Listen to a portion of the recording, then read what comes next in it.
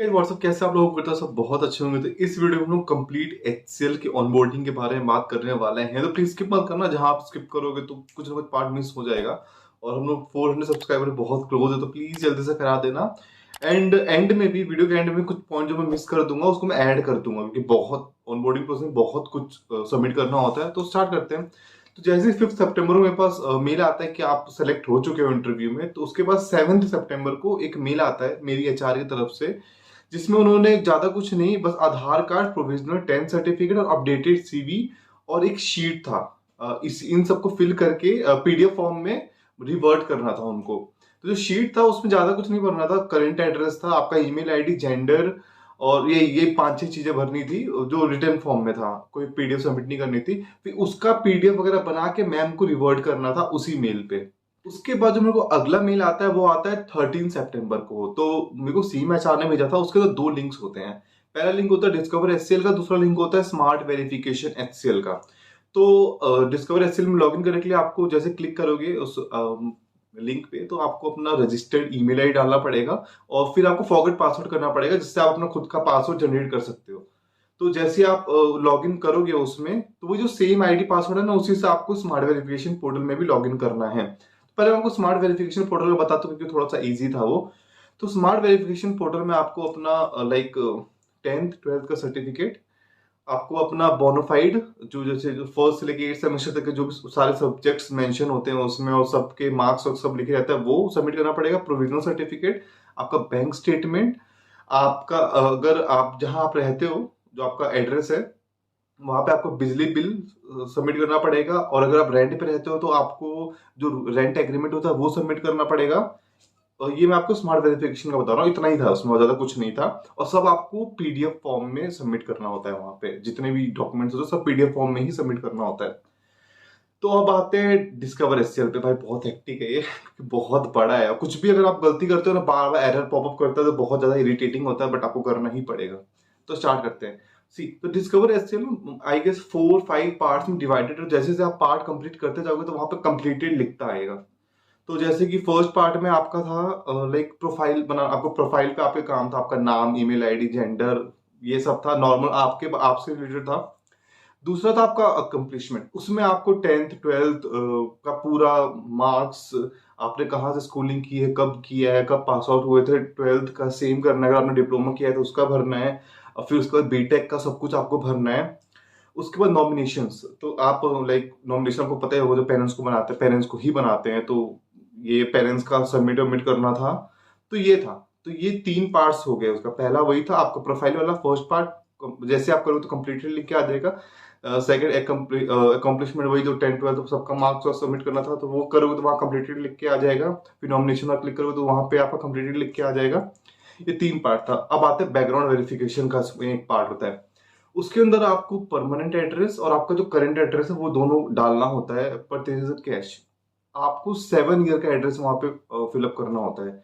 अगर आपका परमानेंट है, अगर आप 7 साल से वहां रह रहे हो तो आप सेम एड्रेस डाल दोगे। पर अगर आप रेंट पे रह रहे हो, लाइक 1 साल कहीं और रहे, 2 साल कहीं और रहे, और 4 साल कहीं और रहे, तो 3 एड्रेस हो गया 7 साल में। तो आपको तीनों एड्रेस वहां पे मेंशन करना पड़ेगा, और वहां पे ड्यूरेशन लिखना पड़ेगा कि कितना कितना टाइम कहाँ पे रहे हो। और इस एक बात का जरूर ध्यान देना, जो आप परमानेंट एड्रेस डालने वाले हो ना, वहां पे वो लोग वेरिफिकेशन के लिए जाएंगे, पहुंच जाएंगे एग्जीक्यूटिव वाले, बिकॉज ऐसे थर्ड पार्टी हायर करती है सब बैकग्राउंड वेरिफिकेशन के लिए।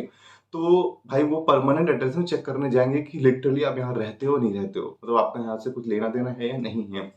तो जैसे ही आपका एग्जीक्यूटिव वहां पे चला जाएगा बैकग्राउंड वेरिफिकेशन के लिए, तो आप आपका वो लोग जैसे टिक कर देंगे हाँ आप रहते हो, तो यहाँ पे आपको बैकग्राउंड वेरिफिकेशन में टिक करना पड़ेगा। ठीक है। और हाँ, मेरे को चीज और याद आया, जो आपका स्मार्ट वेरिफिकेशन वाला पोर्टल है, उसमें ना आपको आपके घर की फोटो भी अपलोड करनी होती है। वहां पे या तो कहीं पे तो आपको अपने घर की फोटो भी अपलोड करनी होती है पीडीएफ फॉर्मेट में, और मेरे को याद नहीं आ रहा है। और स्मार्ट वेरिफिकेशन में आपको अपनी प्रोफाइल की फोटो भी, अपनी खुद की भी फोटो अपलोड करनी होती है पीडीएफ फॉर्मेट में। ये 2 और था उसमें। एंड अब आते हैं जैसे ही आपका बीजीवी पे क्लिक होता है, अब आपका आता है ऑनबोर्डिंग पे। तो मेरा ऑनलाइन ऑनबोर्डिंग था, तो उसके लिए अलग फॉर्मेट है, आई डोंट नो, मेरे ख्याल से ऑफलाइन का भी सेम ही होगा फिलअप करने वाला।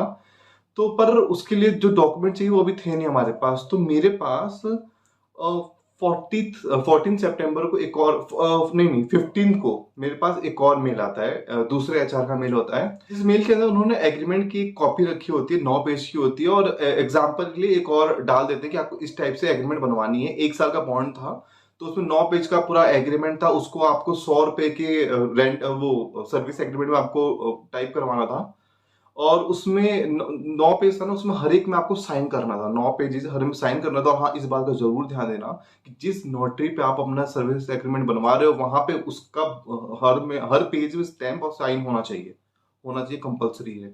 और उन्होंने मेल पे भी लिखा हुआ है, तो आप पढ़ोगे तो आपको समझ में आएगा कि क्या करवाना है आपको।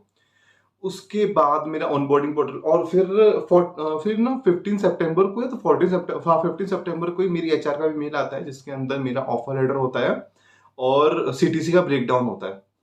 तो उसके बाद मेरा ऑनबोर्डिंग वाला जो डिस्कवर एचसीएल का एक और पार्ट था ऑनबोर्डिंग का, उसका ऑनलाइन ऑनबोर्डिंग का, उस पर क्लिक करते तो उसके अंदर एचसीएल का ऑफर लेटर में डालना था, सीटीसी ब्रेकडाउन, ये सारा ना डायरेक्ट डाल दे देना था, आप डाउनलोड करना था, अपलोड कर देना था। 10th का सर्टिफिकेट, पैन कार्ड और सर्विस एग्रीमेंट जो आपने 100 रुपए का बनवाया हुआ है, उसमें सब में आपके साइन है, उसको स्कैन करके पीडीएफ बना के आपको अपलोड कर देना था। इतना ही करना था वहां पे आपको। तो मैं आपको कुछ डॉक्यूमेंट्स बताता हूँ जो बहुत इंपॉर्टेंट है, और जैसे ही अगर आपका लाइक इंटरव्यू हो चुका है, तो अगर चांसेस आपको लग रहा है आपको सेलेक्ट हो जाएगा, तो आप ये सारे डॉक्यूमेंट्स को इकट्ठा करके रख लो, ताकि जब भी आपका बैकग्राउंड वेरिफिकेशन में मिले आप तुरंत तुरंत सब कुछ कर दो। तो स्टार्ट करते हैं। तो पहले बात, आपको 10th 12th सर्टिफिकेट होना चाहिए। 12th का आपके पास प्रोविजनल सर्टिफिकेट होना चाहिए और बोनाफाइड होना चाहिए। अब बोनाफाइड उसको बोलते हैं जो फर्स्ट से लेके 8th सेमेस्टर तक का एक ही पेज में सारे सब्जेक्ट्स और मार्क्स लिखे होते हैं, वो होना चाहिए। उसका अपडेटेड सीवी, जो आपका जो सीवी अपडेटेड होना चाहिए, ठीक है, जो भी आपने नए नए सीखे वो सब डाल देना उसमें। उसके बाद आपके पास आधार कार्ड पैन कार्ड होना चाहिए। उसके बाद आपके पास जो पासपोर्ट है तो अच्छी बात है, अगर पासपोर्ट नहीं है तो जो आप 10th का सर्टिफिकेट डाल रहे हो उससे आपका काम हो जाएगा। उसके बाद पासबुक का फोटो होना चाहिए, आपका अकाउंट डिटेल होना चाहिए। और हाँ, अकाउंट डिटेल से मेरे को याद आया, डिस्कवर एचसीएल में ही आपके अकाउंट का डिटेल डालने का भी ऑप्शन आएगा। एक उसके एक पार्ट में आपको अकाउंट का भी डालना होगा।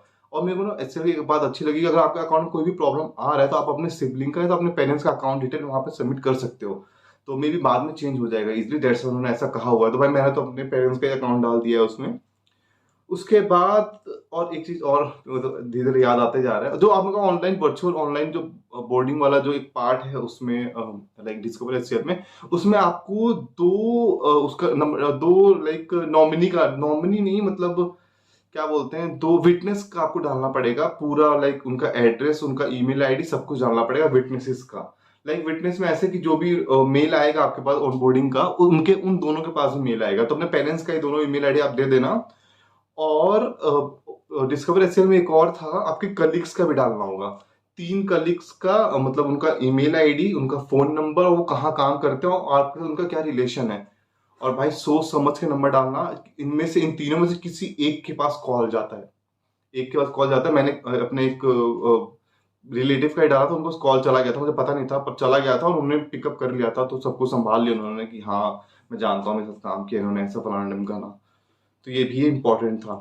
तो भाई मैंने ऑलमोस्ट सब कुछ बता ही दिया है आपको। और डॉक्यूमेंट्स में मैंने आपको वही बताया, आपके पास पासबुक होना चाहिए और आपका अकाउंट सब कुछ अच्छे से सेटल होना चाहिए। अकाउंट सब सेटल कर लेना, ताकि आए तो आप फिलअप कर दो। और बाकी तो वो लोग जो भेजते जाएंगे आपको अपलोड करते जाना है। तो ये सब चीज ना पहले से तैयार करके रख लो, ताकि आपको बाद में प्रॉब्लम ना आए।